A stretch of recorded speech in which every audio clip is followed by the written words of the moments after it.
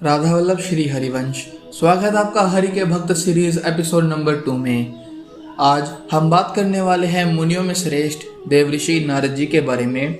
कई लोगों ने नारद जी का चित्र आज के समय में बहुत गलत तरीके से दर्शाया है। अब चाहे वो ठिठोली करना हो या फिर कई जगह पे मतभेद कराना हो, वो ऐसे बिल्कुल भी नहीं है। वो हमेशा नारायण नाम में डूबे रहते हैं। तो चलिए श्री नारायण के परम भक्त नारद जी का जीवन चरित्र शुरू करते हैं। देवऋषि नारद पहले उपबृहन नाम के गंधर्व थे।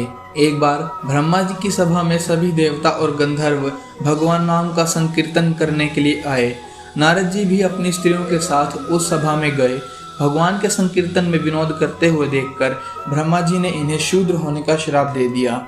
उस शाप के प्रभाव से नारद जी का जन्म एक शूद्र कुल में हुआ। जन्म लेने के बाद ही इनके पिता की मृत्यु हो गई। इनकी माता दासी का कार्य करके इनका भरण पोषण करने लगी। एक दिन इनके गांव में कुछ महात्मा आए और चातुर्मास बिताने के लिए वहीं ठहर गए। नारद जी बचपन से ही अत्यंत सुशील थे। वे खेलकूद छोड़कर उन सभी साधुओं के पास ही बैठे रहते थे और उनकी छोटी से छोटी सेवा भी बड़े मन से करते थे। संत सभा में जब भगवान कथा होती तो ये तन्मय होकर सुना करते थे। संत लोग इन्हें अपना सीध प्रसाद खाने के लिए दे देते थे। उसके प्रभाव से नारद जी का हृदय पवित्र हो गया और इनके समस्त पाप धुल गए। जाते समय महात्माओं ने प्रसन्न होकर भगवान नाम का जप एवं भगवान के स्वरूप का ध्यान का उपदेश दिया। एक दिन सांप के काटने से इनकी माता जी की भी मृत्यु हो गई और वो संसार से चली गई। माता के वियोग को भी भगवान का परम अनुग्रह मानकर ये अनाथों के नाथ दीनानाथ का भजन करने के लिए चल पड़े।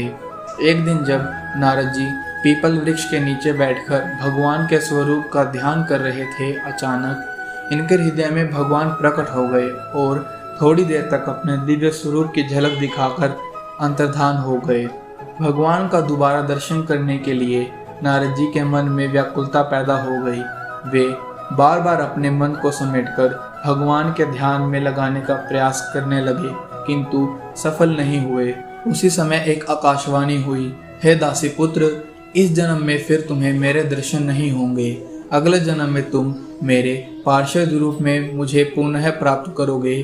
समय आने पर नारद जी का 5 भौतिक शरीर भी छूट गया और कल्प के अंत में ब्रह्मा जी के मानस पुत्र के रूप में अवतीर्ण हुए।